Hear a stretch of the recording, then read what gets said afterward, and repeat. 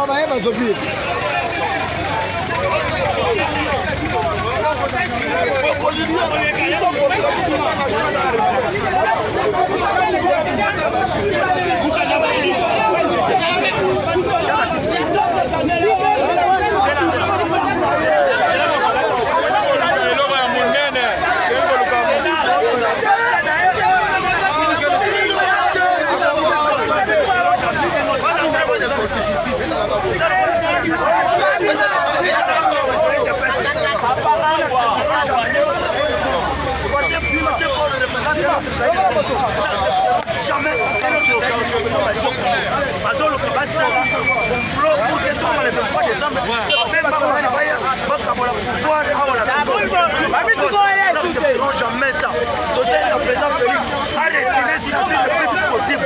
C'est la base qui décide à l'île de presse. Ce n'est pas le président du parti qui décide. C'est nous la base. Moi, je suis membre de la chaîne de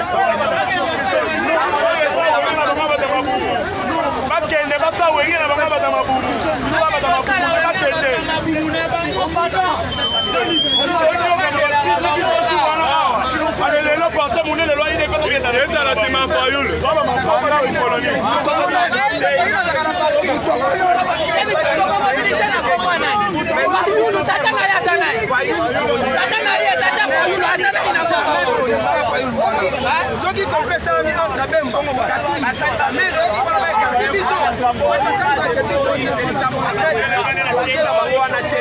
nous sommes face à une réalité. La réalité, elle est laquelle? Félix Tshisekedi à la base, plus que Martin Fayulu. C'est fini. On ne peut pas tergiverser. On est rejeté.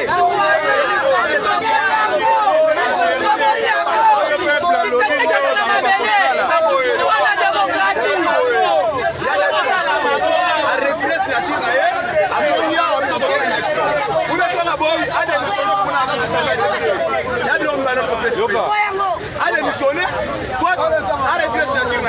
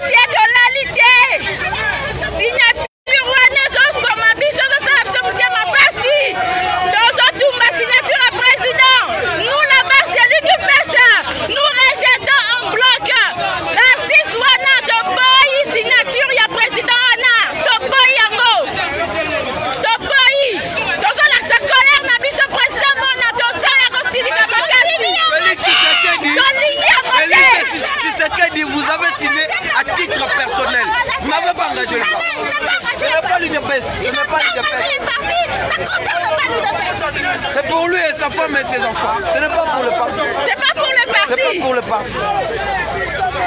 C'est parti, c'est un patrimoine national. Signature na yango ezotika. Tozotumba signature à président. Totumbi yango. Totumbi signature na ye. Qui retire sa signature. Totumbi signature à président. Tozotumba yango.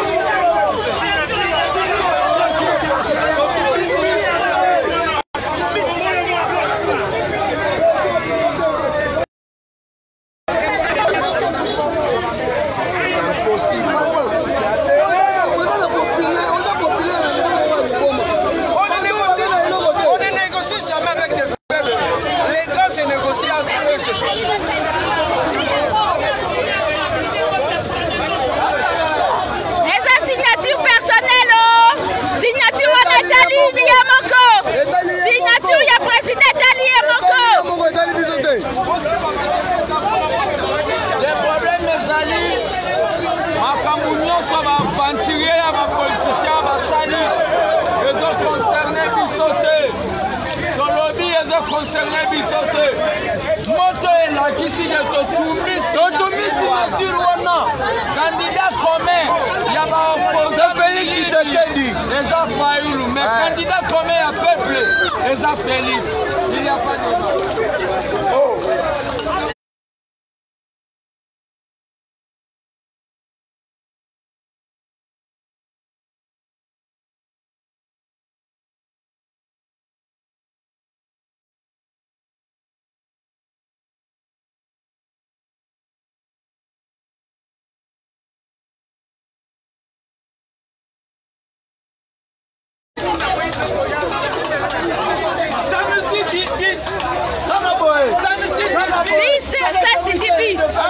Allez,